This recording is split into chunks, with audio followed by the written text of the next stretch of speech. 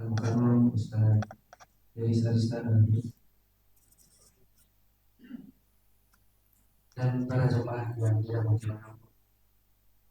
Alhamdulillah Rabbil Alamin, puji syukur kepada Allah Subhanahu wa Ta'ala atas limpahan rahmat dan nikmatnya, nikmat sehat, nikmat sabar, sehingga kita bisa menghadiri kegiatan pada kesempatan kali ini, yaitu pembukaan opening ceremony pajak pertilawah dalam rangka memperingati Hari Pajak tahun 2023. Dan kita juga senantiasa berharap kepada Allah Subhanahu wa Ta'ala, semoga setiap kegiatan yang kita laksanakan senantiasa mendapatkan ridho dan rahmat dari Allah Subhanahu wa Ta'ala. Para jemaah, kegiatan pada kesempatan kali ini, kegiatan pajak pertilawah kali ini kita laksanakan sebagai bentuk rasa syukur kita dengan penuh ketakwaan dan juga dalam bentuk ketaatan dalam menyambut Hari Pajak tahun 2023. Kegiatan ini juga bertujuan untuk memotivasi para pegawai, khususnya di lingkungan komplek pajak wilayah ini, antaranya tingkat kantor, kanwil, KPP Manja dan KPP Pratama Kalimantan Timur, untuk mengikuti kegiatan pajak bertilawah dalam rentang waktu antara tanggal 10 dan tanggal 13 Juli 2023. Kami sampaikan juga kepada para jemaah yang belum berpartisipasi dan berminat untuk ikut berpartisipasi dalam pajak bertilawah, kami sampaikan untuk dapat berkoordinasi maupun menghubungi PIC dari masing-masing kantor, diantaranya untuk kanwil melalui Bapak Ridho, KPP Manja Balikpapan melalui Mas Najmi ataupun Mas Septian, dan kemudian di KPP Pratama Balikpapan Timur melalui Mas Halil.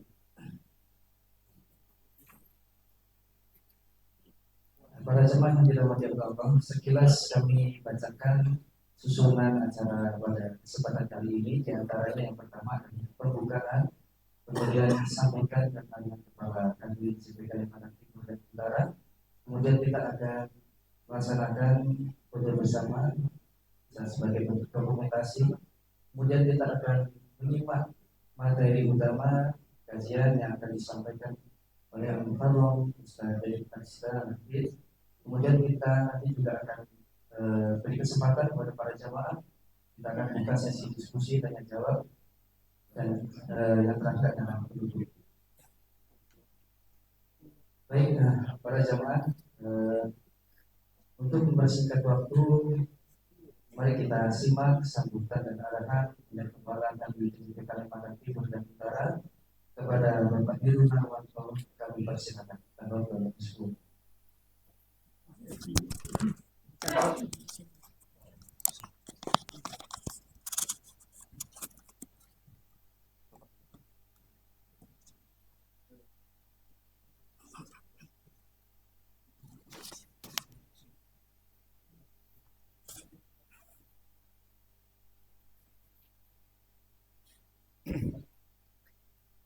Bismillahirrahmanirrahim. Assalamualaikum warahmatullahi wabarakatuh.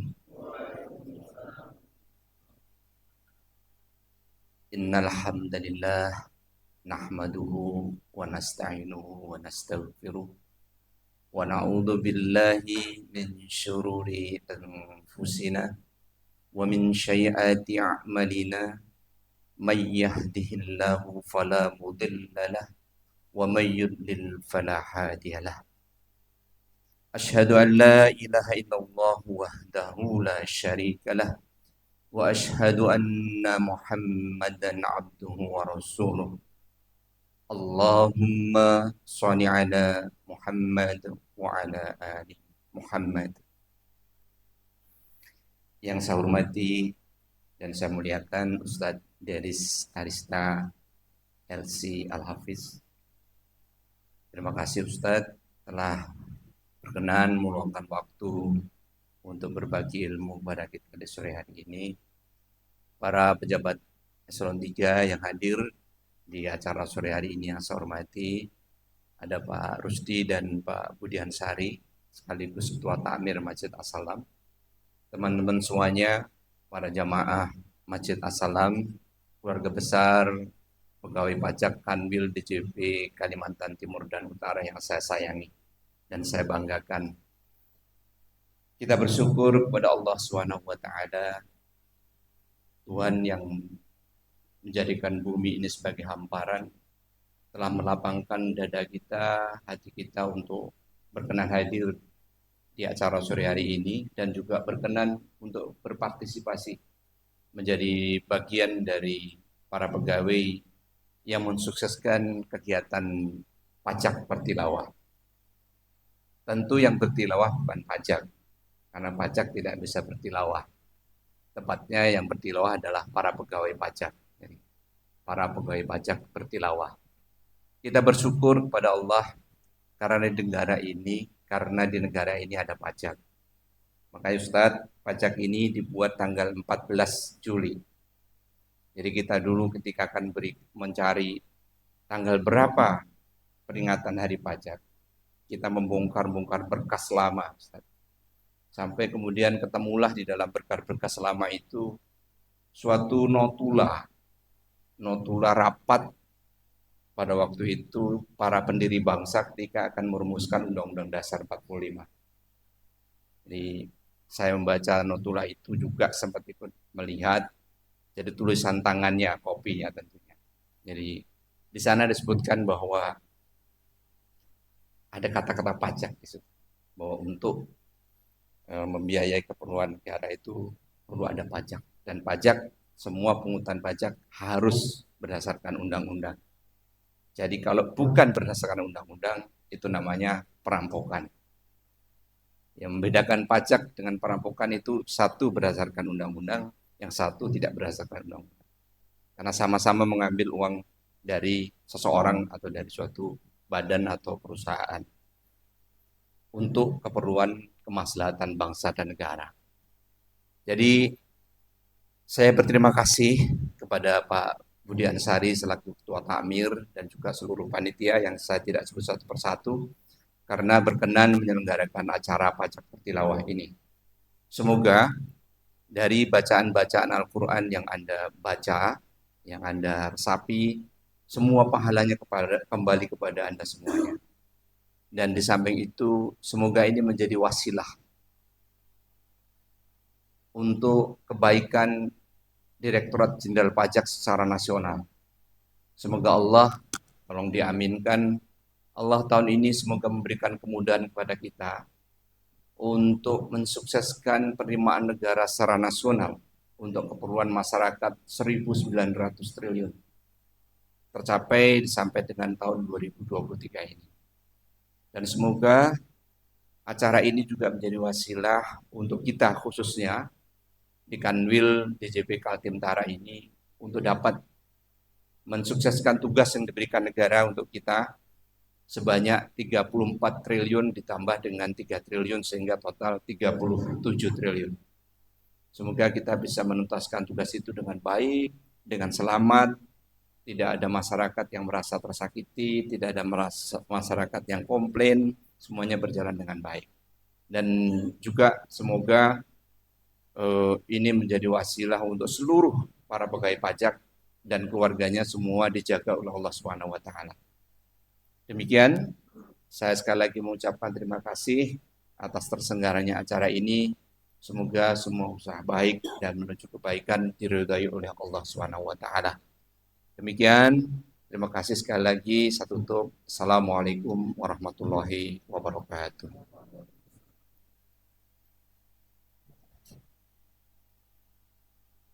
Jazakallah khairan katsiran. Terima kasih banyak Bapak atas sambutan dan arahannya. Kemudian kami mohon kesediaannya kembali kepada Bapak Heru dan juga para jamaah staf Ustadz. Kita akan melaksanakan foto bersama. Mohon maaf sebagai dokumentasi kita. Untuk para tim izin untuk mungkin bantu menggeser mejanya sebentar. Kita laksanakan foto.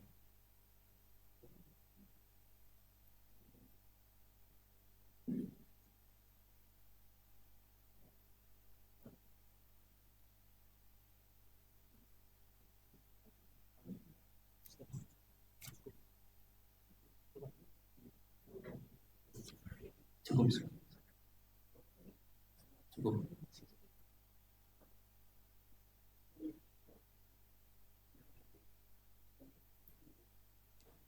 Baik, mohon izin perkenannya Bapak untuk dapat. Dan para jemaah sekalian, kami persilahkan bergabung ikut foto bersama.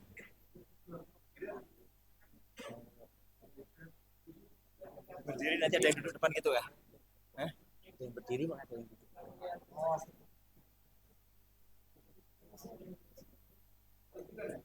Ayo. Baik, mari Bapak, para jemaah.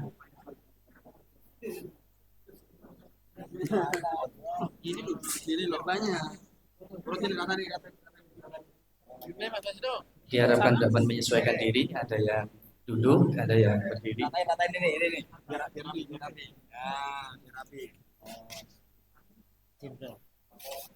Ini nggak apa, saya.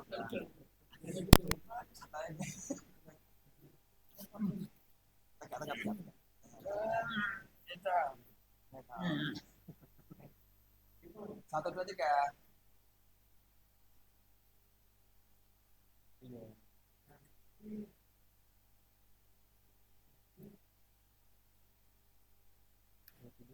Baik, cukup. Baik. Terima kasih atas kesediaannya Pak Heru, Pak Budi dan Ustaz, serta para jemaah. Panitia, kami mohon bantuannya untuk menata kembali meja dan kursi.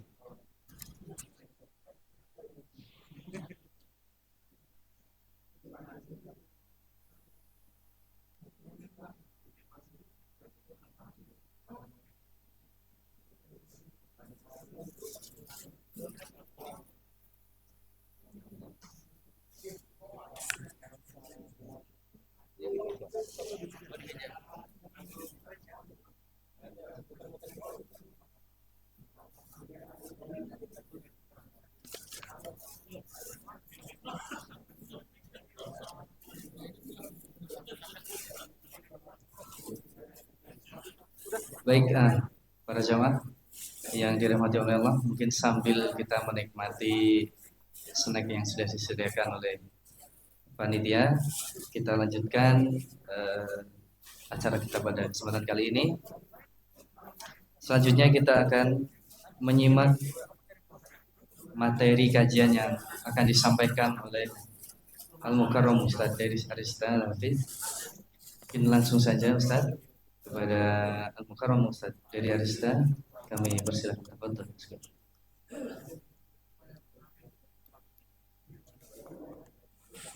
Ya, boleh.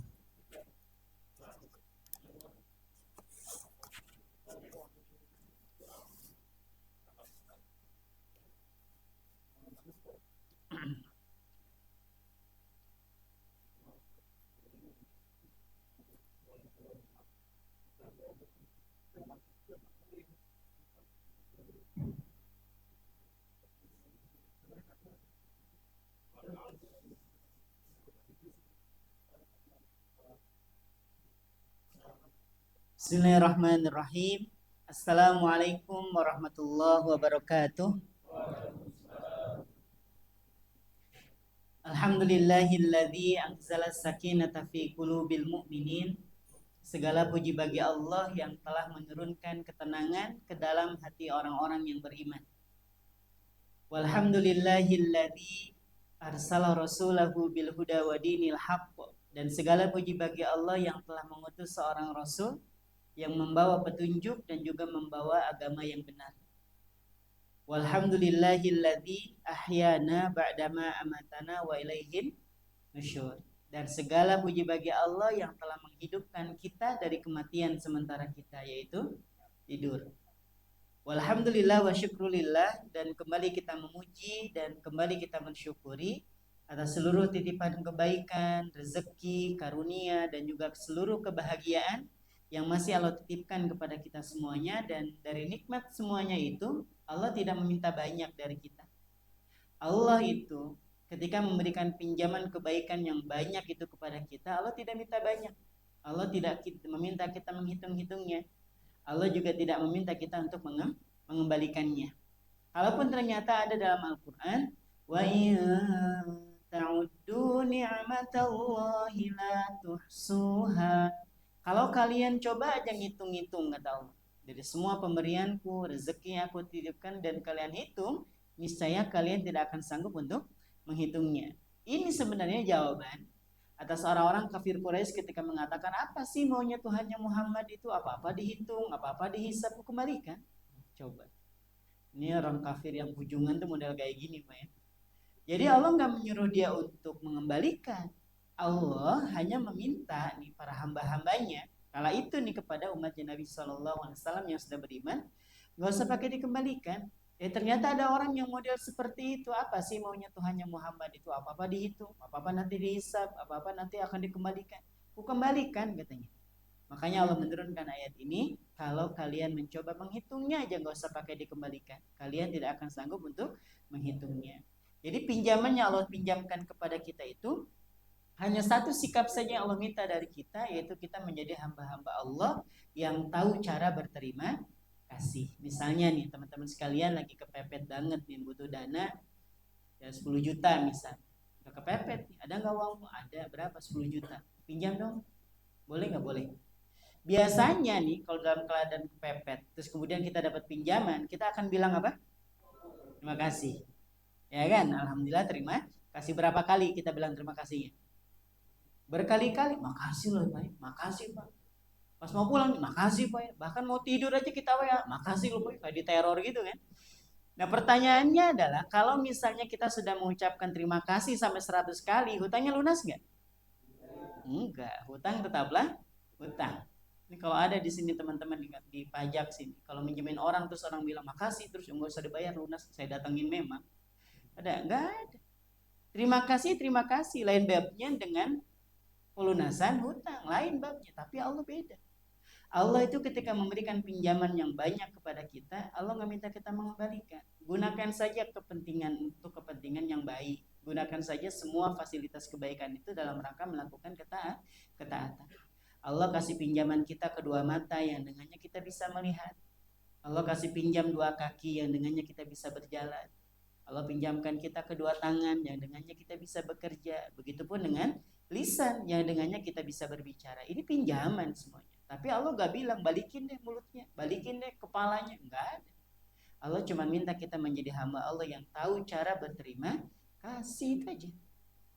Dan jemaah sekalian, Imam Al-Ghazali menyampaikan bahwa syukur itu mempergunakan seluruh fasilitas kebaikan dalam rangka melakukan ketaatan. Nah, hari ini kita kumpul di tempat ini. Mudah-mudahan dicatat oleh Allah sebagai hamba-hamba Allah yang sedang mengekspresikan rasa syukur. Amin ya rabbal alamin. Dan satu nikmat yang paling besar di antara nikmat yang sudah kita sebutkan tadi, yaitu ketika Allah masih menitipkan iman di dalam hati-hati kita. Ini yang paling besar ya mas kalian. Di antara nikmat yang lain, kita meninggal nggak bawa harta nggak masalah sebenarnya. Tapi kalau kita meninggal dan lupa bawa iman, ini agak berat. Kenapa? Iman itulah yang membuat kita itu bisa percaya bahkan kepada sesuatu yang nggak nampak. Itu iman. Contoh, percaya adanya pahala? Percaya. Adanya dosa? Percaya? Udah lihat? Belum. Makanya sampai hari ini kita tetap melakukan kebaikan. Sekalipun kebaikan itu balasan berupa pahalanya itu tidak kelihatan atau nggak nampak. Tapi kita percaya. Misalnya baca Al-Quran nih. Ini kan tema kita tentang apa? Tentang pajak bertilawah kan ya. Al-Quran itu yang Nabi SAW sampaikan kepada kita. Man qara'a harfan min kitabillah falahu bi asyri amsalihha. Barang siapa membaca satu huruf aja dari Al-Quran, maka baginya berapa? 10 kebaikan. Ini jelek-jeleknya ya jamaah sekalian, jelek-jeleknya aja nih. Misal dalam sehari jamaah baca satu ayat. Misalnya hari ini alif lam mim. Besok nun. Besoknya lagi kaf ha ya ain sod misalnya. Setiap hari. Itu sudah berapa kebaikan? Alif lam mim. 3 huruf berarti 30 kebaikan. Nah pertanyaannya, pernah nggak ngelihat kebaikan itu keluar dari Al-Quran? Alif 10 itu kayak main PUBG misalnya gitu. Ada? Nggak ada. Kita baca aja, nggak keluar tuh. nggak keluar 10, 10, 10. Kalau gitu gambarannya kita lebih semangat baca Quran. Tapi sekalipun kita nggak bisa melihat bentuk pahalanya model kayak mana, kita tetap melakukan itu. Kenapa? Karena kita masih punya iman. Jadi ranahnya iman itu, pahala dan dosa itu ranahnya ranah iman. Kita belum pernah menemukan misalnya pas sekali lagi kajian nih kayak gini, ada orang datang ke masjid, jalannya miring kanan. Duduk juga miring kanan. Kenapa mas jalannya miring kanan? Anu Ustaz habis tahajud, di pujungan ya. Berat mikul pahala gitu, ada nggak? Nggak ada. Duduknya ngana gitu kan, berat mikul pahala, ada nggak ada. Kalau nyandar biasa aja ya. Nggak usah digeser, nggak apa-apa ya. Kalau nyandar yang nggak biasa tuh kalau miring kanan, jangan-jangan keberatan pahala. Atau ada orang datang ke masjid nih, ke masjid Assalam ngesot gitu. Kenapa mas ngesot? Anu Ustaz banyak dosa. Ngeri kan? Nggak ada. Karena memang pahala dan dosa itu ranahnya iman jemaah sekalian. Sekalipun tidak nampak kita percaya itu iman. Nah terus lagi dengan nikmat iman kita bisa percaya bahkan kepada sesuatu yang belum pernah kita lihat sebelumnya. Contoh nih, kita ini kan melewati beberapa fase dari kehidupan. Dimulai dari alam arwah. Ada nggak yang ingat waktu di alam arwah? Ada? Nggak ada tuh. Terus ditiupkan ke alam rahim. Ada yang masih ingat? Nggak juga. Terus ditiupkan dan lahir ke alam dunia. Nah ini yang kita rasakan sampai hari ini. Dan nanti setelah fase kehidupan kita di dunia itu ada fase yang lain, yaitu masuklah kita singgah sebentar di alam barzakh. Percaya alam barzakh? Jawab yang kompak. Percaya alam kubur? Percaya. Sekali lagi, percaya alam kubur? Percaya. Udah dicek? Ada yang mau cek hari ini? Gak ada. Kenapa gak ada? Karena yakin alam kubur itu ada. Sekiranya kita nggak yakin nih alam kubur tuh nggak ada gitu, ya kita nggak yakin lah alam kubur tuh ada gitu, nggak yakin, pokoknya nggak ada, habis mati mati aja. Ya have fun aja kita, mati hari ini nggak masalah, itu juga nggak ada alam kubur. Tapi masalahnya kita percaya setelah kehidupan kita di dunia ada kehidupan yang lain. Makanya menjadi sebuah kesunahan. Saat kita masuk atau lewat ke kuburan, yang pertama kali kita lakukan apa? Mengucapkan salam, assalamualaikum ya ahlal kubur, atau assalamualaikum ya ahlad diyar, ya kan? Nah kalau sudah mengucapkan salam itu nggak usah nunggu jawabannya. Paham ya? Ini gaya-gayaan kenapa mas belum masuk? Anu Ustaz belum dijawabin. Kalau dijawabin justru jadi masalah ya kan? Assalamualaikum ya ahlal kubur. Waalaikumsalam. Anu saya numpang lewat aja. Tadi mau ziarah ya. Tadi mau ziarah nggak jadi. Nah sekalipun kita tidak bisa mendengar dan kita nggak tahu nih di alam barzah itu mereka lagi ngapain, mereka jawab atau tidak, itu yang dicontohkan oleh Nabi. Nabi melewati pekuburan dan kemudian beliau mengucapkan salam. Maka sahabat bertanya, wahai Rasul, bukankah mereka itu mayit? Gitu kan? Apa kata Nabi? Mereka mendapati kebaikan dari salam yang kita ucapkan. Maka kita ada yang jawab apa ataupun enggak, ya tetap aja mengucapkan salam. Kan itu doa kebaikan buat mereka. Sampai hari ini kita belum pernah melihat ada orang bergayaan gitu, mau survei. Survei apa mas? Survei alam barzakh. Silakan aja, tapi nggak usah pakai ngajak ya kan? Masuk dia ke alam barzah nggak bisa balik, Pak. Nggak bisa. Itu alam barzah. Sekalipun kita belum sempat survei ini alam barzah itu ada atau tidak, kita percaya. Itu namanya iman. Maka patut bersyukur kalau hari ini Allah masih menitipkan iman di dalam hati-hati kita. Dan dengan nikmat iman, teman-teman sekalian, kalaupun ternyata nih ketika di dunia banyak salah, banyak dosa, mungkin ketika di dunia jadi orang pujungan atau pala batu misalnya. Tahu pala batu? Jadi kalau kepalanya kebentur aspal, aspalnya lecet, kepalanya utuh. Itu kepala batu asli. Susah dinasihatin orang kayak gitu. Ternyata banyak salah, banyak dosa nih, nyemplung dia ke neraka. Nah, orang beriman itu untungnya mereka tidak akan abadi di dalamnya. Orang beriman itu tidak akan abadi. Sebagaimana kisah yang ini lebih dramatis dibanding dengan drama Korea ya. Ini nggak ada yang senang nonton Korea ya di sini, masya Allah. Ini di HP-nya aja aplikasi Quran semua. Masalah dibuka nggak tahu, yang penting ada dulu kan. Ada nggak aplikasi Quran di HP-nya? Ada. Udah dibaca? Ya, masya Allah. Ini saya mau jawab takut ria, ya kan? Gak dijawab takut dituduh nggak dibaca, ya kan? Bingung memang ya teman-teman pajaknya ahli surga semua. Lihatin wajah-wajah ahli sholat, masya Allah. Ya, ini masya Allah teman-teman di pajak itu masya Allah lah pokoknya. Kalau masalah sholat nggak usah ditanya, nggak usah. Pokoknya nggak usah. Kenapa Ustaz? Khawatir sama jawabannya ya. Tapi saya lihat masya Allah setiap kali saya lewati pas mau sebelum duhur, masya Allah. Pokoknya teman-teman pajak gitu ya, kalau sholat nggak usah ditanya, Belum azan aja sudah pada sholat. Ih, buktinya pas azan gak ada yang ke musola gitu, gak ada yang ke masjid. Jangan-jangan sudah sholat sebelum azan. Tapi masya Allah ini di masjid ini tuh masya Allah penuh gitu. Sering mampir pas sholat duhur atau pas lagi jumatan memang lah ya banyak. Jamaah sekalian, rahmatullah Allah Subhanahu Wa Taala. Jadi orang beriman itu ketika Nabi bercerita nih tentang kisah yang dramatis nih, yaitu tentang orang yang mendapati siksa saking banyaknya ini dia memiliki banyak keburukan dan banyak dosa, akhirnya dia sampai berada di kerak yang paling dalam di neraka. Allah bilang ke malaikat, malaikat, tolong keluarkan di antara hambaku yang masih punya iman.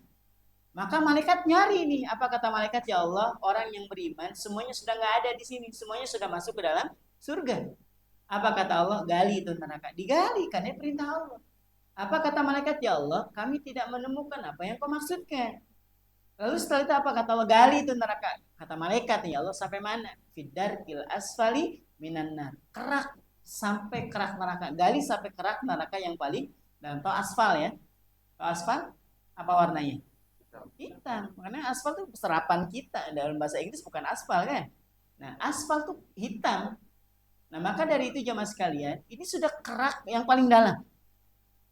Karena ini adalah perintah Allah, maka malaikat turun menggali sampai berada di kerak yang paling dasar di neraka. Ketemu tuh satu makhluk yang udah gak jelas bentuknya. Dan dia dikeluarkan, dan dia keluar dari dalam neraka sambil merangkak dan masuk ke surga sambil merangkak. Ada nggak kebaikannya? Nggak ada. Cuma satu aja kebaikannya. Apa itu? Dia masih punya iman. Inilah yang membuat Abu Bakar As-Siddiq kemudian jatuh pingsan. Ketika ditanya, kenapa engkau pingsan wahai Abu Bakar? Aku takut wahai Rasul, yang sedang kau ceritakan itu adalah diriku. Kebayang nggak? Itu Abu Bakar. Tadi waktu saya ceritain orang yang paling terakhir keluar dari neraka, ada nggak yang ngerasa di sini? Paling tetangga saya itu, saya gini-gini masih sholat. Tetangga saya nggak kenal sholat, parah gitu. Nah, kita nggak ngerasa. Abu Bakar loh, yang kedudukannya aja ketika Nabi dalam kitab Nasha'ihul Ibad, ketika Nabi berdialog dengan malaikat Jibril nih, menjelang wafat beliau nanya ke malaikat Jibril, wahai Jibril, ya, gambarkan kepadaku tentang kebaikannya Umar bin Khattab. Apa kata Jibril? Jibril mengatakan, sekiranya ini dedaunan ini dijadikan kertas, kemudian lautan itu dijadikan tinta, dan juga ranting-ranting pohon dijadikan penanya, itu tidak cukup mampu untuk menuliskan kebaikan Umar bin Khattab. Itu baru Umar. Lalu ditanyakan lagi, kalau begitu gambarkan kepadaku tentang kebaikannya Abu Bakar As-Siddiq. Apa kata Nabi? Nah, Umar itu bagian kecil dari kebaikan yang dimiliki oleh Abu Bakar As-Siddiq. Tapi saking sensitifnya dia, imannya hidup nih, beliau ini imannya hidup. Nah, maka ketika mendengarkan hadis tadi pingsan, ngerasa, jangan-jangan itu saya. Kalau kita kan enggak kan ya. Yang jelas bukan kita lah insya Allah ya. Ada nggak yang ngerasa? Nggak ada, pokoknya lain kita lah pokoknya ya. Terserah siapa aja, yang penting bukan kita. Tapi ini dari sini para ulama menyimpulkan bahwa orang yang beriman itu, kalaupun ternyata harus kepleset nih ke dalam neraka, mereka tidak akan abadi. Jadi kalau misalnya jelek-jeleknya nih masuk ke neraka sebulan, dan 2 bulan, ini bisa perpanjang Pak kalau betah. Kalau betah, ya kan? 3 bulan, ya Allah kayaknya terlalu sebentar, 3 bulan, 6 bulan, silakan aja kalau memang nekat ya. Nah, jadi ternyata orang beriman itu keunggulannya di situ.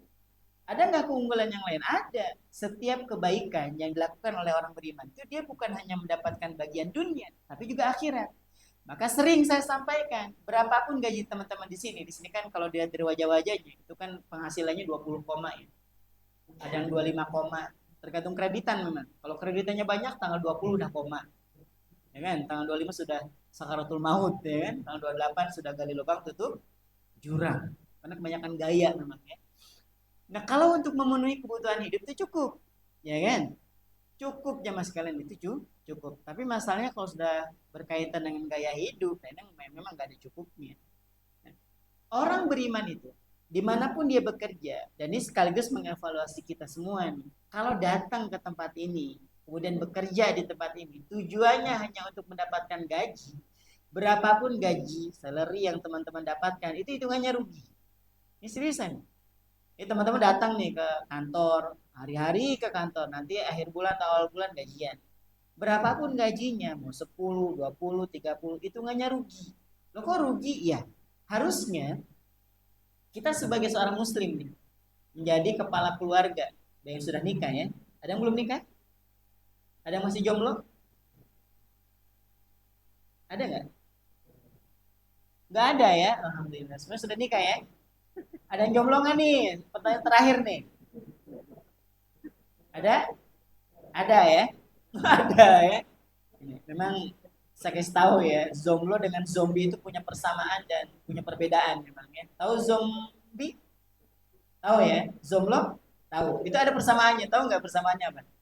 Sama-sama hidup. Tapi ada perbedaannya. Apa perbedaannya?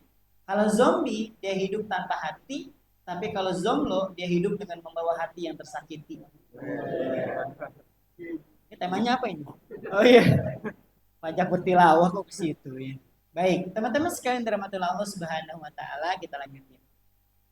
Nah, orang beriman itu di kita sebagai kepala keluarga yang menanggung pasangan hidup, ada anak-anak. Saya mau tanya dijawab ya. Teman-teman sekalian bekerja untuk keluarga, menjemput rezeki untuk keluarga itu hukumnya apa? Sunnah atau wajib? Sunnah atau wajib? Wajib. Nah, harusnya ketika seseorang selesai menunaikan kewajiban, harusnya dapat apa? Pahala, bukan gaji. Jadi bulan depan gaji sedekahin semua ya. Ya nggak gitu juga Ustaz konsepnya. Iya betul memang. Jadi ternyata kita sebagai orang beriman, kalau kerja cuma dapat gaji itu hitungannya rugi. Kenapa? Gaji itu habis. Sedangkan pahala nggak habis. Paham ya? Jadi niatin nih, Bismillah ya Allah, saya kerja di tempat ini bukan cuma ngejar gaji, ngejar absen, bukan. Tapi karena apa? Menunaikan kewajiban. Itu keren tuh. Makanya nanti akan ngefek kepada kinerja teman-teman sekalian. Kalau sudah punya pemahaman bahwa ketika teman-teman bekerja itu bukan untuk ngumpulin uang, tapi untuk apa? Menunaikan kewajiban. Nah, pahala dapat, gaji juga dapat. Jangan pada resign loh ya. Nanti resign, kenapa resign? Ansa cukup pahala buat saya. Ngeri ya. Jangan. Baik. Itulah nikmat iman yang masih Allah hadirkan di hati-hati kita semuanya. Nah, termasuk kesempatan buat teman-teman sekalian hadir hari ini. Itu kalau bukan karena iman, karena apa? Karena absen. Saat itu lain cerita ya. Yang penting hadir aja dulu ya, dimudahkan untuk bisa melangkah ke tempat ini aja udah syukur banget, udah top betul itu. Seriusan ya. Walaupun kita bebui-bui di depan, di belakang juga bebui-bui juga ternyata ya. Ada 2 majelis taklim ya hari ini ya, biarin aja ya, mumpung lagi hujan ya. Atau yang di luar suruh masuk aja, tutup pintu ya. Kasihan yang di luar tuh. Ya udah niat tadi pengen dengerin ceramah. Ayo suruh masuk aja, mungkin nanti ditutup pintunya biar kedengaran. Nah. Ayo yang di luar masuk atau saya yang keluar? Itu tuh. Nah, ayo. Terus mau ditutup pintunya soalnya.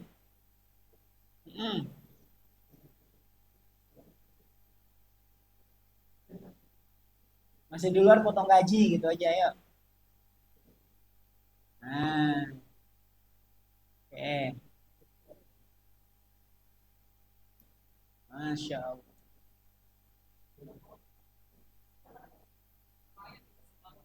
Baik, karena ustadznya sudah datang. Silakan Ustadz. Baik. Tutup ya. Bisa ditutup? Nggak bisa? Sip. Jazakumullah khair. Oh, Masya Allah, dari tadi gini ya. Nggak perlu teriak-teriak ya. Jamaah sekalian dirahmati Allah Subhanahu wa taala, teman-teman sekalian, itulah kebaikan yang Allah hadirkan sampai hari ini di hati-hati kita semuanya, dan ini yang patut kita syukuri ketika Allah masih menitipkan iman di dalam hati-hati kita. Kenapa? Karena kalau sampai tercerabut nikmat iman dalam hati kita, itu kita akan menjadi orang yang paling merugi baik dunia maupun akhirat. Rugi betul Pak, orang kita kerja dapat gaji aja hitungannya rugi, apalagi pas meninggal nggak punya iman, rugi betul gitu. Itu menjadi orang yang sudah capek di dunia, capek juga nanti di akhirat. Nah, hari ini kita bahas tentang apa? Tentang pajak bertilawah ya. Tadi sudah dijelaskan sedikit, bukan pajaknya, bukan kantornya yang bertilawah ya, tapi teman-teman yang bertilawah nih ya, bukan kantornya. Nah, hari ini kita bahas tentang Quran. Yang ingin saya sampaikan yang pertama adalah ada pepatah Arab mengatakan min awwalil khair anta trukasyar. Awal dari dibukakannya pintu-pintu kebaikan itu engkau tinggalkan dosa. Jadi tinggalin dulu dosanya, baru kemudian pintu-pintu kebaikan akan dibukakan oleh Allah. Maksudnya apa? Gini, kalau kita terlampau banyak memiliki salah, memiliki dosa, itu sulit untuk melakukan kebaikan. Seriusan ini. Sholat asar 4 rakaat, nguapnya 6 rakaat. Ada nggak? Ada. Sholat subuhnya 2 rakaat, tapi nguapnya ngelebihin rakaatnya bahkan. Ada? Ada. Baca Quran nih, baca Quran baru setengah halaman. Masya Allah, nguapnya itu udah 5 halaman. Baca Quran. Itu masih mending, Pak. Yang parah itu baru ngambil Quran. Baru baca Al-Quran dan terjemahnya. Itu perlu diruqyah. Parah sudah itu, asli parah. Kalau kita baca setengah halaman nguap itu masih normal lah ya, normal. Nah itu ternyata bukan lantaran kita terlalu mengantuk ya mas kalian. Buktinya saat kita menutup Al-Quran, kita ganti nih layar Quran dengan HP, itu masih laju tuh, mata kita makin cerah tuh. Berarti ada masalah di sini. Makanya para ulama menjelaskan awal dari dibukakannya pintu-pintu kebaikan itu adalah engkau tinggalkan dosa. Tapi masalahnya hari ini dosa kita udah lewat. Nah kita hidup bawa dosa nih, beban masa lalu. Akhirnya ngefeknya kemana? Ke sholat yang gak khusyuk, ke sholat yang mudah nguap, ya kan? Baca Quran juga mudah menguap, apalagi tahajud. Kenapa kita sulit tahajud coba? Sulit banget untuk bangun di sepertiga malam. Kalau jawabannya capek, orang tahajud juga sama Pak, capek juga. Mereka juga bekerja. Kalau kita bilang ngantuk, jangan dipikir orang tahajud itu gak ngantuk, ngantuk juga. Apalagi yang pernah pesantren dulu kan, diwajibkan tahajud, kita bangun jam 3 hari-hari, 6 tahun di pondok wajib tahajud, ngantuk-ngantuk juga. Sama aja, ngantuk. Tapi apa yang membuat orang-orang itu mudah untuk bisa bertahajud, bangun di sepertiga malam, bahkan sampai gak kerasa gitu kan, tahu-tahu subuh misalnya. Itu kenapa? Karena semakin ringan dosa, semakin ringan beban dosanya, maka semakin ringan untuk melakukan kebaikan. Itu kaidahnya. Jadi kalau kita hari ini saat melakukan kebaikan itu sulit betul gitu ya, sulit betul untuk melakukan kebaikan, itu biasanya karena apa? Tumpukan dosa. Terus kayak baca Quran tadi gitu. Kenapa? Karena pahala yang Allah sediakan itu nggak nampak, nggak kelihatan. Tahajud coba. Dibocorin nggak pahalanya? Dibocorin, cuman secara sepintas aja dibocorin dan kayaknya nggak ada yang tertarik gitu. Apa kata Allah? Wa minal laili, pada sebagian malam itu kata Allah, fatahajjad bihi nafilatan lak, bangun kalian tahajud. Sebagian malam itu pakai buat apa? Tahajud. Terus apa yang akan Allah berikan kepada kita kalau kita mau aja tahajud nih? Asa ayyab'atsaka rabbuka maqaman mahmuda, niscaya Allah akan meletakkanmu pada kedudukan yang mulia. Allah, kedudukan mulia. Itu aja kan? Kenapa? Karena pahala itu nggak kelihatan. Coba kalau sekiranya Nabi Shallallahu Alaihi Wasallam menyampaikannya bahwa 2 rakaat sebelum subuh itu pahalanya lebih baik dari dunia dan seisinya. Kebayang nggak? Dunia yang kita lihat indah ini beserta isinya itu nggak kalah lebih baik dibanding dengan sholat 2 rakaat sebelum subuh. Tapi pernah nggak menemukan fenomena orang-orang tuh sebelum subuh pada lari sampai tabrak-tabrakan gitu? Mau kemana mas? Mau qobliyah subuh? Ada nggak? Nggak, biasa aja. Biasa aja. Nggak pernah kita menunggu sampai orang terebutan gitu. Mau ngapain pak? Pada lari-lari. Mau ngejar qobliyah subuh gitu. Ada? Nggak ada. Biasa aja tuh. Bahkan datang pas subuh. Datang dia subuh. Imamnya sudah salam. Bayangin gimana mau qobliyah. Imamnya udah salam selesai. Nah, bisa dipahami ya. Coba kalau kita rubah. Misalnya nih. Umat. Hadiri atau ikutilah jalan santai, jaraknya nggak panjang lah, taruh 5 km. Hadiri dan ikuti jalan santai 5 km. Hadiahnya pahala. Kira-kira ada nggak yang hadir? Panitianya aja nggak datang. Panitianya loh nggak datang. Coba kalau misalnya nih ikuti, hadirilah, ya kan? Jalan santai, hadiah utama mobil 5, ya kan? Motor 5, sepeda gunung 5, itu kulkas 5, tuh 5 aja semuanya. Kira-kira banyak yang datang. Jangankan udah dibuka, belum dibuka aja lapangan dia udah sujud di situ. Sambil jalan sholawati. Allahumma sholli ala sayyidina Muhammad. Rajin betul gitu kan? Kenapa coba? Apa bedanya? Padahal satu pahala, satu dunia. Nggak tertarik dengan pahala, kenapa? Karena memang pahala itu nggak kelihatan. Dan udah mah pahala itu nggak kelihatan, ditambah lagi dengan halangan dosa. Nah, dosa inilah yang membuat kita itu tidak tertarik dengan apa? Dengan pahala.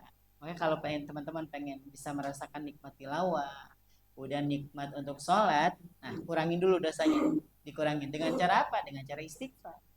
Dengan cara apa? Istighfar. Contoh misalnya pas mau sholat, astagfirullahaladzim, ya Allah, saya banyak salah, banyak dosa. Tapi ya Allah, walaupun banyak salah, pengen juga bisa sholat khusyuk. Ya Allah, ampuni saya. Itu beda, Pak. Coba aja sholatnya kayak gitu. Gak usah dari mana, nggak ada dalilnya. Nggak bakal ketemu lah dalilnya.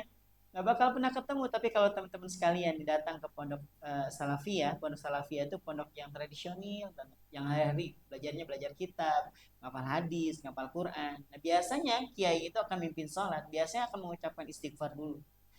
Astagfirullahaladzim, astagfirullahaladzim, astagfirullahaladzim. Itu bukan tanpa sebab, jemaah sekalian. Orang itu semakin banyak dosanya, makin berat nih beban di pundaknya dengan dosa, sulit dia bisa salat khusyuk. Ada yang dipikirin gitu kan, padahal sebelum salat nggak kepikiran. Pas ruku ingat tugas belum kelar. Sami Allah liman hamidah, kunci di atas kulkas memang tadi kutaruh. Sujud Allahu Akbar, weekend kemana? Ada aja dibayangin oleh syaitan. Tapi selesai sholat udah biasa aja gitu. Nah maka dari itu mulakan dengan apa? Dengan istighfar. Karena pintu akan dibuka nih, pintu-pintu kebaikan tuh kalau kita mulakannya dengan meninggalkan kesalahan, meninggalkan dosa. Nah masalahnya dosanya udah kejadian nih, ya udah tinggal banyakin apa? Istighfar. Lalu apa kaitannya dengan Al-Quran? Al-Quran itu jamaah sekalian adalah kalamullah. Al-Quran itu adalah kalamullah. Dan ini tidak akan pernah bisa dinikmati, tidak akan pernah bisa merasakan nikmatnya nih membaca kalamullah kalau kita sendiri terlampau banyak kesalahan dan dosanya. Bukan berarti Al-Quran itu haram buat orang-orang yang banyak dosanya, enggak, saya juga banyak dosanya. Begini tetap aja masih baca Quran gitu. Begini tetap aja mulai ngafal-ngafal Quran. Bukan diharamkan, bukan. Tapi akan terasa sulit untuk bisa menikmati karena dia adalah kalamullah. Ilmu saja. Ketika Imam Asy-Syafi'i mengadu kepada gurunya Imam Waqi itu, syakautu ila Waqi su'ahifzi. Aku ngadu nih kepada guruku, ini kata Imam Syafi'i, tentang sulitnya menghafal. Saya waktu baca nih petuah ini, saya ngebayangin gimana sulitnya ngafal buat Imam Asy-Syafi'i 7 tahun loh. Bahkan sebelum 7 tahun dalam manakibnya itu Imam Syafi'i sudah menghafal Quran. Udah hafal di luar kepala nih, 10 tahun sudah memimpin sholat. Masuk 12 tahun sudah mulai diminta pendapat, coba. Tapi beliau ngadu kepada gurunya, wahai guruku, aku ini merasakan sulit dalam menghafal. Apa pesan gurunya? Fa'arsyadani ila tarkil ma'asi, maka guruku memerintahkan untuk meninggalkan maksiat. Maksiat model apa coba yang dijalankan oleh Imam Syafi'i itu? Kira-kira apa ya? Nonton gak mungkin, belum ada layar tancap kalau itu. Dan Imam Syafi'i belum ada gadget, belum ada kesempatan untuk melihat aurat. Masih celahnya itu sedikit betul untuk bisa bermaksiat. Tapi pesan dari gurunya apa? Guruku menasihati aku untuk apa? Meninggalkan maksiat. Fa innal ilma nurun, karena sesungguhnya ilmu itu cahaya. Wa nurullahi la yuhdalil asi, dan cahaya Allah itu tidak diberikan kepada orang yang bermaksiat. Itu baru ilmu secara umum, belum lagi Al-Qur'an. Nah, Al-Qur'an ini spesial ya Mas sekalian. Apa spesialnya? Dia kalamullah. Kita nggak bisa bilang Al-Quran itu makhluk, keluar kita dari Islam. Tapi kan dia selain Allah, itu beda lain urusan. Nah, mushaf nih, mushaf Al-Quran, ya ada cetakannya tuh, kemudian di situ ada pengesahan Menteri Agama, terus kemudian di situ ada pentashihnya, nah, itu namanya mushaf namanya. Tapi kalau yang kita baca alif lam mim, zalikal kitabul la raiba fi, itu namanya kalamullah. Ya, bukan makhluk. Sedangkan kertas yang dipakai buat nyetak itu namanya makhluk. Nah, jamaah sekalian dirahmati Allah, itu spesialnya di situ. Orang hafal Quran. Ini kalau dia benar gitu ya dalam menghafalnya, itu dia masuk nih ke alam kubur, gak dimakan rayap jamaah sekalian. Jaminannya seperti itu. Kalau benar ya catatannya. Ini ada Ustaz pernah dibongkar nyata jadi kerongkong juga, jadi tengkorak juga, padahal hafiz Quran. Itu lain lagi ceritanya. Jadi kalau dia benar-benar nih menghafal Al-Quran dengan cara yang baik gitu kan, dia amalkan, apalagi dia amalkan isinya, dan kemudian dia mengajarkan, apalagi lebih dari itu, mensyiarkannya. Nah, ini jasadnya ini nggak bisa dimakan oleh apa? Oleh rayap. Caci nggak berani di sini, nggak berani. Nah sekarang kita kan sudah di usia-usia di atas 20 nih kan, di atas 20. Ini rata-rata kan 30 ya, rata-rata sudah ini. Kelihatan wajahnya 30 rata-rata ya, seumuran kita. Rata-rata 30. Ya, saya sudah mulai kerja Ustaz. Saya ini hari-hari banyak kerjaan, kadang sampai rumah juga udah capek. Nah, saya mau sampaikan buat teman-teman sekalian. Ahlul Quran itu tidak selalu mereka yang menghafal Al-Quran. Ini kabar gembiranya seperti itu. Jadi kalau kita mengatakan bahwa Ahlul Quran itu hanya orang-orang yang menghafal Quran, enggak juga. Orang yang senang sama Quran, dia upayain betul untuk menyempatkan waktu untuk bisa membaca Al-Quran. Memang sudah disempatkan waktunya gitu, udah diatur, bukan waktu sisa. Saya nanti istirahat 5 menit baca Quran. Memang dia tuh udah dikasih waktu di slotnya 5 menit. Itu juga sama diakui sebagai Ahlul Quran. Ini kabar gembira. Jadi nggak mesti harus hafal juga. Saya berasa ngafal. Yang nyuruh ngafal siapa? Saya bisa baca-baca. Saya bisa Ustaz baru abata, nggak apa-apa, belajar aja dari abata. Teman-teman sekalian yang hari ini masih belum bisa baca Quran nih, mohon maaf sebelumnya.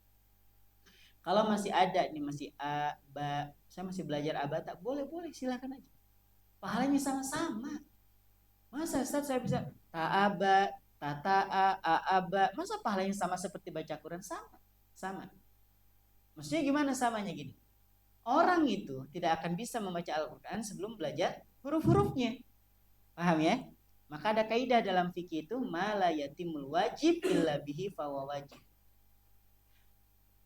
Sesuatu yang dengan sesuatu itu tidak sempurna kewajiban, maka sesuatu itu menjadi wajib. Saya ulangi ya.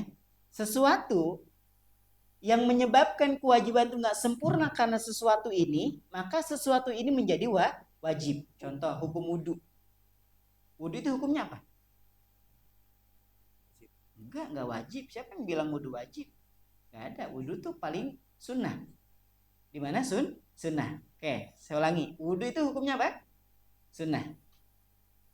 Tapi kalau mau sholat, Nabi SAW bersabda, la sholata liman lam yatawaddo. Tidak dihitung sebagai orang yang sholat, mereka yang belum berwudu. Maka wudu yang tadinya sunnah jadi wajib. Paham ya? Jadi perantara yang tadinya sunnah hukumnya jadi wajib. Sama halnya dengan baca Al-Quran. Kita pengen bisa baca Quran dengan segala macam kebaikan yang Allah tawarkan, yang Nabi sampaikan bocorannya juga gitu. Kita pengen. Tapi masalahnya sesekali kita tidak akan pernah bisa membaca Al-Quran tanpa mempelajari abatasa. Benar gak? Maka mempelajari abatasa untuk bisa membaca Al-Quran, pahalanya sama seperti teman-teman mengeja Al-Quran. Itu kerennya Quran itu di situ aja mas. Jadi jangan malu, nggak apa-apa. Umi saya juga nggak bisa baca Quran. Umi tuh sampai sekarang belum bisa baca Quran seperti kita nih lancar tuh enggak juga. Tapi Allah titipin anaknya hafal Quran. Adik yang bungsu juga alhamdulillah juga sudah hafizul. Tapi Umi itu bisa baca dari Latin gitu. Jadi A ya A gitu kan, aba. Tapi nggak berani baca Quran karena memang nggak boleh. Kita baca Quran pakai Latin itu memang nggak boleh. Pasti salah. Paham ya? Karena SH apa bacanya? Sa kan? Sadaqallahul azim kan gitu jadinya. Maka tetap aja Umi itu baca abata nggak apa-apa. Walaupun saya sudah masuk di 50 tahun, nggak masalah. Saya sampaikan kabar gembira bahwa satu huruf yang kita baca dari abata, sajaha sama saat kita mengeja Al-Quran sama 10 kebaikan itu satu hurufnya. Nah sekarang nih teman-teman sudah bisa baca, ya kan? Walaupun terbata-bata. Nabi ngasih gambaran gak buat orang yang terbata-bata? Sama aja mas kalian. Orang yang lancar membaca Al-Quran itu pahalanya 2, gitu kan? Keuntungannya 2. Orang-orang yang ya tata itu artinya terbata-bata gitu, baca Qurannya masih terbata-bata, masih tetap dapat satu kebaikan. Masih dapat berapa? Satu kebaikan. Untung yang dong, untung yang laju dong. Enggak juga. Ngitungnya satu hurufnya itu 10 kebaikan. Yang lancar dihitung kelancarannya, berapa ayat yang dibaca Allah itu. Yang nggak lancar juga yang masih belajar juga dihitung pahalanya. Adil Allah itu jemaah sekalian. Nah sekarang kalau alasannya sibuk, ini agak berat. Alasannya apa? Sibuk Ustaz, nggak ada waktu dan seterusnya. Maka saya ingin sampaikan bahwa membaca Al-Quran itu 1 ayat per hari aja udah bagus jemaah sekalian. Seayat aja per hari. Gak usah gaya-gayaan ikut one day one juice misalnya. Baru juga mau mulai sudah one day one juice. Dia bukan berarti nggak boleh. Boleh. Saya juga ikut di grupnya. Gitu. Tapi yang jadi masalah itu baru akan mulai langsung ngasih target 1 hari 1 juz. Nah ini biasanya nih biasanya. Hari pertama, hari kedua, hari ketiga, store gitu kan. Selesai. Tapi kesana pensiun dini dia. Udah nggak pernah nyetor lagi, udah nggak kelihatan kabarnya, nggak pernah update juga di grup. Ada nggak ada? Itu yang dimaksud dengan orang yang pergi bak tentara, pulang bak Cinderella.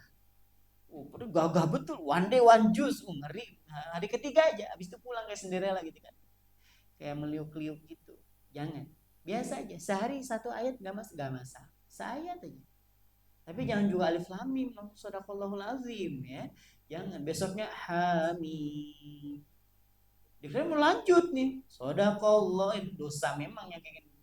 Arah memang ya, Yasin, sadaqallah, dosa itu mempermainkan namanya.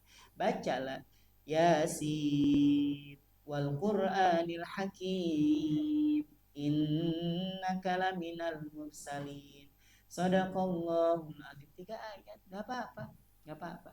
Nah sekarang di bagian akhir ya, bagian akhir tadi sudah disampaikan bahwa Al-Quran itu kalamullah. Spesialnya apa? Yang menghafal itu nanti kalau ngafalnya baik ya, ngafalnya ikhlas niatannya, masuk ke alam kubur nggak berani cacing buat gerogotin orang yang hafal Quran. Nanti juga sama, di alam kubur juga banyak kita temukan dalam riwayat orang yang di hatinya ada Al-Quran, dia punya dosanya ada aja tuh. Walaupun menghafal Quran ada juga kan losnya, melakukan kesalahan. Malaikat nggak berani nyambung ketika ditanya oleh Allah, mana apa yang menghalangi kau untuk nggak nyambung? Ya Allah, ini hambamu, ini ada Al-Quran di dalamnya, bagaimana mau dicambuk? Coba, bagaimana mau dicambuk? Ada Al-Quran di dalamnya. Nah sama, Ahlul Quran juga begitu keadaannya. Kalau memang kita niatannya ikhlas karena Allah. Karena Ahlul Quran itu bukan hanya sebatas orang-orang yang menghafal Quran, orang yang dekat sama Quran, orang yang rindu banget sama Quran. Gak bisa tidur kalau belum baca Quran. Ini tips ya buat jamaah sekalian. Kalau pekerjaan lagi numpuk, kemudian kena insomnia gitu kan, sulit tidur, baca aja Quran. Sehalaman juga paling tewas ya. Coba ya kalau nggak percaya, datang ke Ustaz, saya mau ruqyah. Ya, ruqyah. Kenapa masalahnya Bu? Saya insomnia berapa tahun? 5 tahun Ustaz. Nah, bacain Quran, sudah selesai, kasih masukan, berwudu sebelum tidur, bla bla bla bla. Nanti Bu kalau insomnia lagi, malam ini kamu baca Quran ya. 2 hari alhamdulillah Ustaz, 2 hari ini tidur saya nyenyak. Baca Quran, baru 2 ayat udah. Gak usah minum obat tidur. Kalau susah tidur baca Quran. Ustaz saya baca Quran sampai subuh, Ustaz nggak tidur. Bagus ya kan? Tambah pahala dibanding ya kan? Nggak bisa tidur kemudian nonton HP yang nggak ada faedahnya misalnya. Mendingan nggak bisa tidur tahu-tahu sampai subuh. Tapi saya yakin teman-teman di pajak ini masya Allah baca Qurannya dari habis isya ya. Tahu-tahu masya Allah sudah subuh aja. Karena ketiduran di atas mushaf. Masya Allah ya Allah belum dibaca padahal ini sudah subuh aja. Nah, jadi Ahlul Quran itu bukan hanya sebatas yang membaca, tapi orang yang kangen sama Quran, yang hatinya itu kayak kosong betul kalau nggak baca Quran. Itu juga sama disebut sebagai Ahlul Quran. Saya nggak bisa baca Quran, tapi saya lagi nyoba ikut belajar abata. Sama, itu juga Ahlul Quran. Paham ya? Nah, terus kemudian yang menjadi bagian akhir dari pertemuan kita mengenal yang namanya ketenangan hati, ya, ketenangan hati. Kita ini mau healing, traveling, diving, apalagi diving, hiking, terus snorkeling, nah, terus pulang-pulang pusing gitu kan. Nah, apapun itu jamaah sekalian, itu kalau teman-teman niatan untuk apa? Untuk bisa memberikan ketenangan ke dalam hati. Kalau Allah nggak turunkan itu nggak bakal dapat. Sejauh apapun kita melakukan perjalanan, sejauh apapun itu, untuk mendapatkan ketenangan, kalau Allah nggak kasih nggak bakal tenang hatinya. Kenapa? Allah sudah menyampaikan, ala bidzikrillah, hanya dengan mengingat Allah. Ala bidzikrillahi tatma'innul qulub. Hanya dengan mengingat Allah hati akan menjadi tenang. Itu aja. Dan Imam An-Nawawi dalam kitabnya Al-Azkar menyebutkan bahwa Al-Quran adalah zikir terbaik.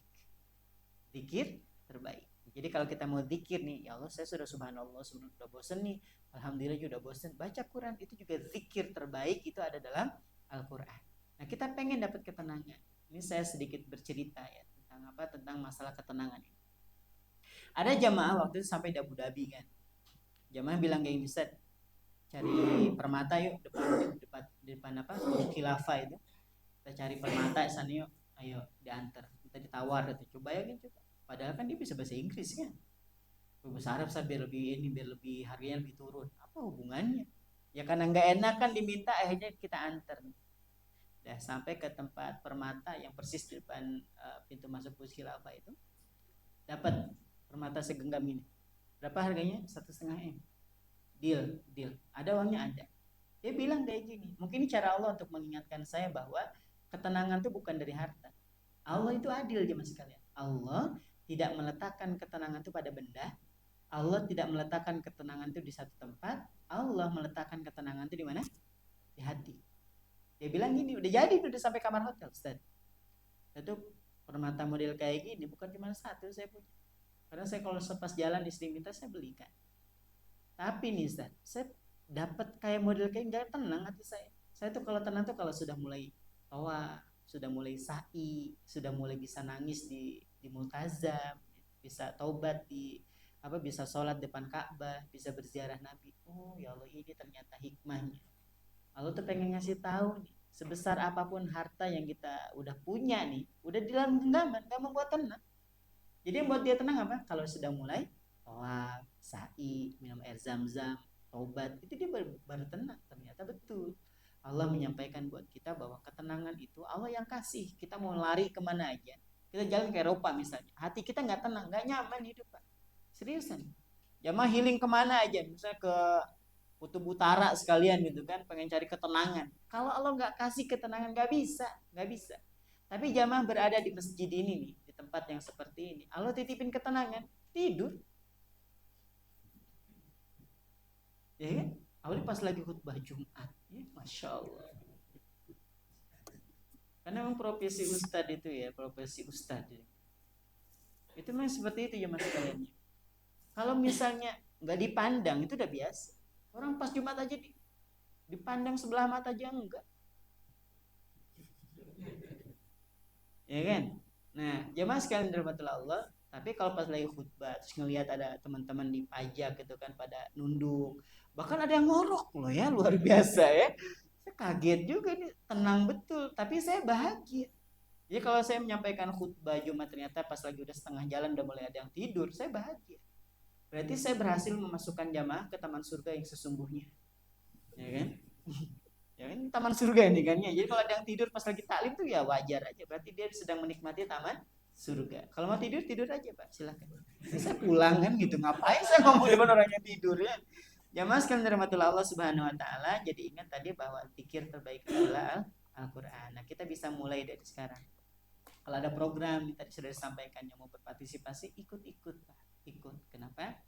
Tidak ada suara, tidak ada pengumuman atau tidak ada info yang sampai ke telinga kita kecuali atas izin Allah. Allah udah izinin nih buat kita nih, udah menerima info ini. Kalau nggak berpartisipasi itu kelewatan, betul gitu, asli kelewatan. Kenapa? Allah sudah bukakan telinga kita tuh bisa mendengar itu. Berarti suara itu atas izin Allah. Ikut. Barang sehari 1 ayat loh. Nah keberkahannya buat siapa? Bukan cuma buat teman-teman, tapi buat tempat kita bekerja, ya kan? Buat nanti orang-orang juga yang menyetorkan pajaknya supaya nggak sakit hati, itu kita bawa tadi dalam sambutannya tadi, supaya nggak sakit hati, supaya nggak merasa terzolimi, gitu. Mintalah, baca Quran yang baik. Nanti keberkahannya bukan cuma buat kita, buat anak-anak kita juga, buat pasangan hidup, dan bahkan buat rezeki yang kita terima. Sudah pahami ya? Jadi mudah-mudahan dengan program pajak bertilawah ini, nah, teman-teman bisa bertilawah dengan baik, sekalipun sehari 1 ayat. Ya syukur-syukur 1 hari bisa 1 halaman atau 1 lembar, Masya Allah. Dipertahankan. Sehari seayat boleh nggak? Boleh aja. Boleh. Didawamkan itu ya, walaupun satu satu ayat. Mudah-mudahan Allah berikan keberkahan buat kita semuanya dari bacaan-bacaan yang kita bacakan, dan mudah-mudahan kalau teman-teman senang betul dengan membaca Al-Quran sekalipun tidak menjadi penghafal Quran, mudah-mudahan ada anaknya nanti yang hafal Al-Quran, yang mengajar Al-Quran dan mengamalkan Al-Quran gitu. Kalau kitanya senang. Kalau kitanya nggak senang, maka berlakulah pepatah Arab, 1000 nasihat dapat ditumbangkan oleh satu perilaku. Nah, ngaji nak, bapak aja enggak, bapaknya lagi yang kena, ya kan? Nah, kenapa kamu nggak bisa baca Quran? Bapak bisa, ya enggak juga, ya sama aja gitu apa gitu ya. Nah, kasih contoh yang baik. Paling enggak satu hari satu ayat, mudah-mudahan ini menjadi wasilah kebaikan buat kita semuanya. Amin ya rabbal alamin. Sampai di sini dulu, ada yang bertanyakan? Ada? Ya.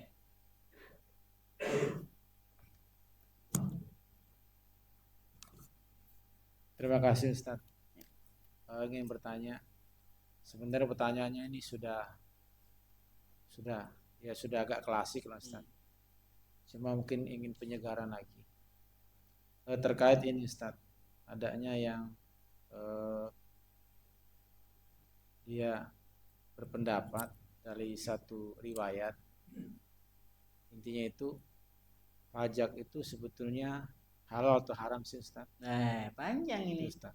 Demikian Ustaz. Terima kasih. Assalamualaikum warahmatullahi wabarakatuh. Baik, besok yang mau resign ya. Bismillah wassalatu wassalamu ala rasulillah. Secara spesifik saya tidak akan memberikan jawaban karena memang bukan ahlinya. Tapi kalau boleh saya memberikan referensi, coba nanti buka ini. Hukum pajak Ustadz Oni Syahroni. Kalau misalnya zaman sekalian hukum pajak Ustadz Erwandi, nyata besok resign aja pokoknya. Paham yang maksud saya ya?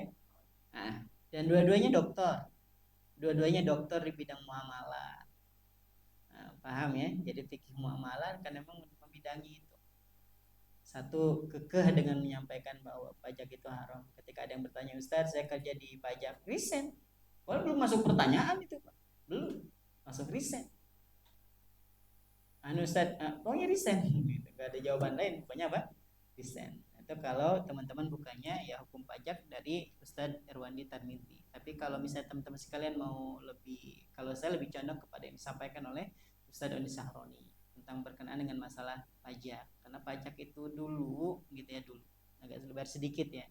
Dulu itu digunakan untuk memperkaya diri, memperkaya kerajaan, orang-orang yang ada di dalam. Tadi sudah disampaikan Pak Wisnu tadi ya. Pajak itu untuk semua gitu. Bukan untuk orang-orang yang dipajak. Paham ya? Dan bukan untuk yang memimpin gitu, buat semuanya. Jadi jalan kan ya. Jadi infrastruktur dan sebagainya. Nah, itu yang ya dua ini yang nggak bakal bisa ketemu Pak. Sampai kapan pun ya tetap aja. Yang satu mengatakan haram, satu nggak masalah gitu. Selama kemaslahatannya bukan kemaslahatan untuk pajak yang gambaran kita tempo dulu tahu lah ya Pak ya, ambil pajak sampai ditendang-tendang gitu kan ya. Nah, itu memang buat memperkaya, tapi sekarang kan beda gitu. Seperti itu. Jadi kalau mau lebih tenang, buka aja nanti hukum pajak Ustadz Dr. Oni Syahroni. Nah, udah keluar itu. Lebih nyaman di situ. Kalau saya pribadi lebih nyaman di situ. Wallahu a'lam bishawab. Yang lain satu lagi deh. Jangan pajak ya, saya nggak bisa. Ya, yang lain. Kan temanya tentang Quran. Silakan Pak.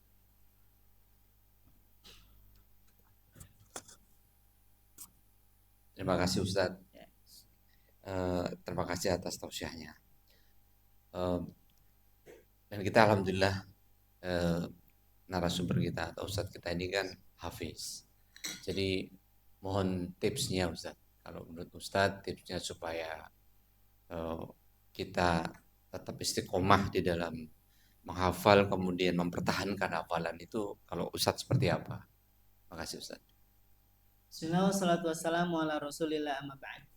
Jangan pernah mengira bahwa orang yang hafal Quran itu tidak punya beban yang berat ya.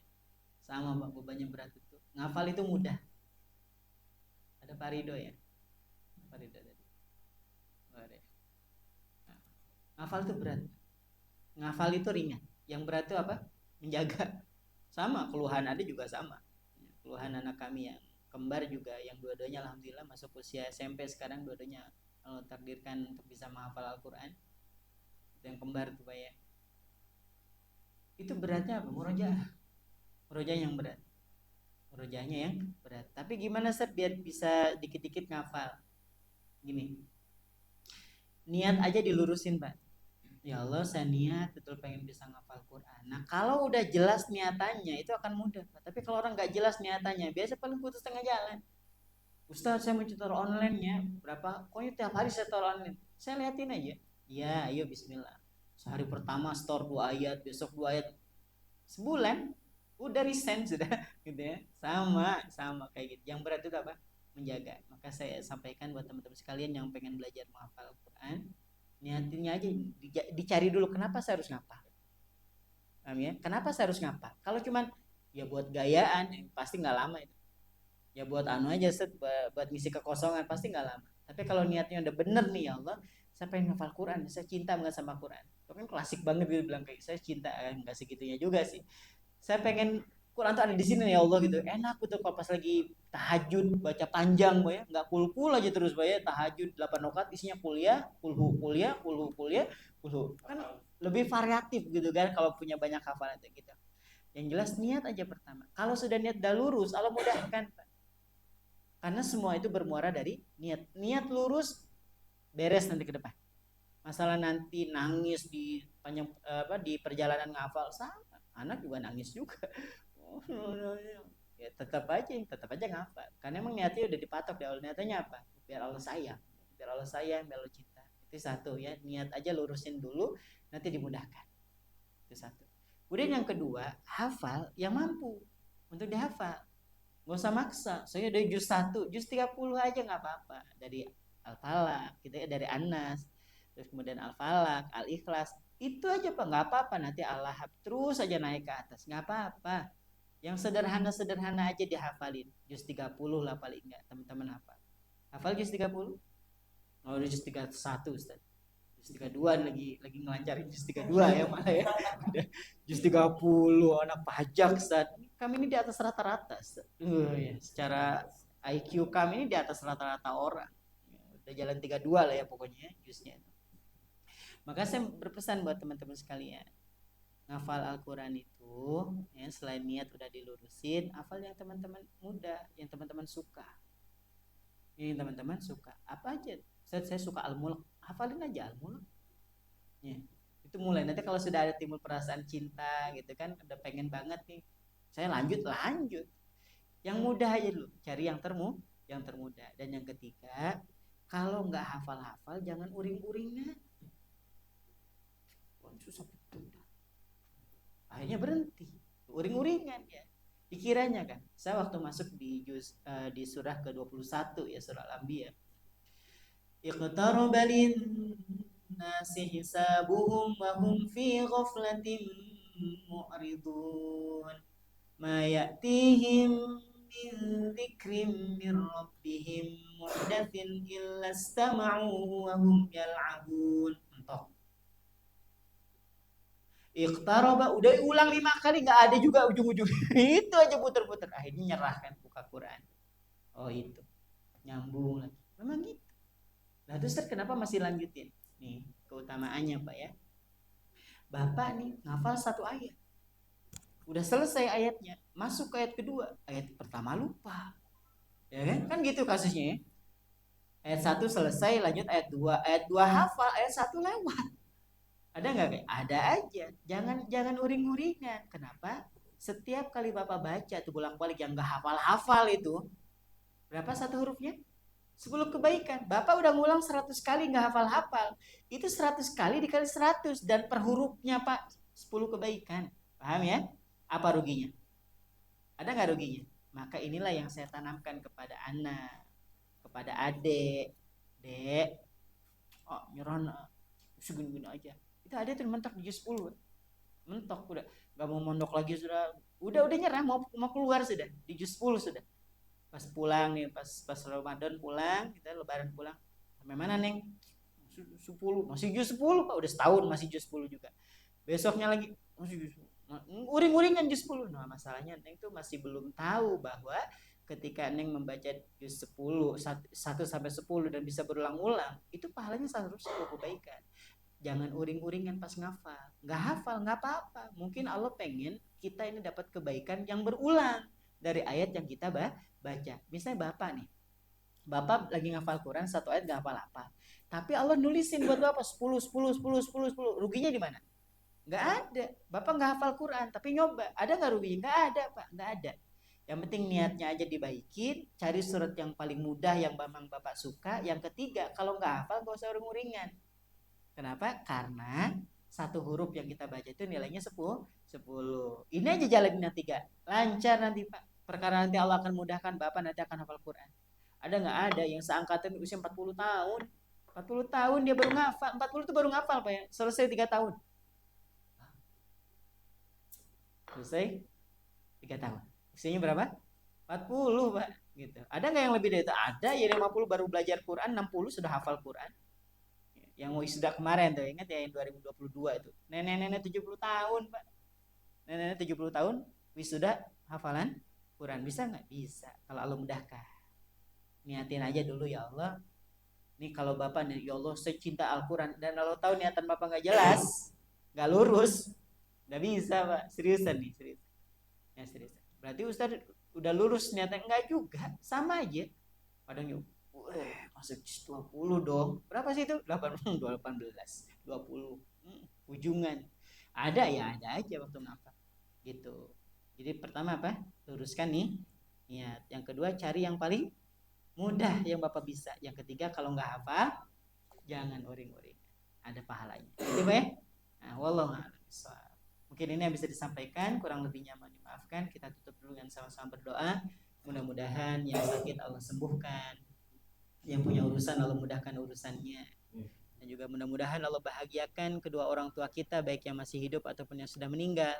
Dan mudah-mudahan juga nih jamaah sekalian Allah titipi kita anak-anak yang soleh dan solehah. Anak-anak yang menjadi penyejuk mata. Anak-anak yang menjadi penyejuk mata dan penentram batin insyaallah. Amin ya rabbal alamin. Ala hadhihi niyyah wa ala kulli niyatin shalihah. Al-Fatihah. A'udzu billahi minasyaitonir rajim. Bismillahirrahmanirrahim. Alhamdulillahi rabbil alamin. Ar-Rahmanir-Rahim. Maliki yaumiddin. Iyyaka na'budu wa iyyaka nasta'in. Ihdinas siratal mustaqim. Siratal ladzina an'amta 'alaihim ghairil maghdubi 'alaihim waladdallin. Amin. Allahumma salli wa sallim ala nabiyyina Muhammadin fil awwalin wal akhirin.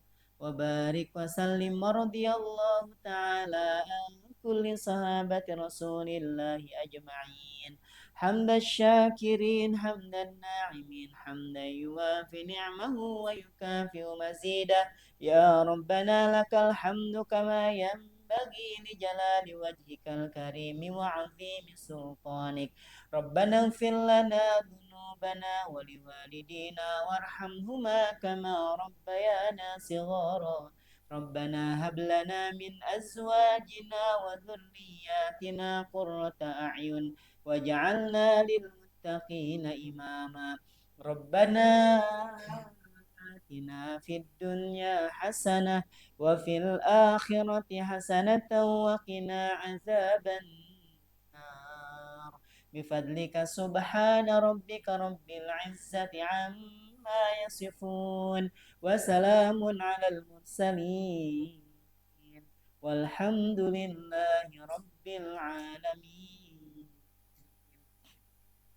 أقول قولي هذا ثم السلام عليكم ورحمة الله وبركاته.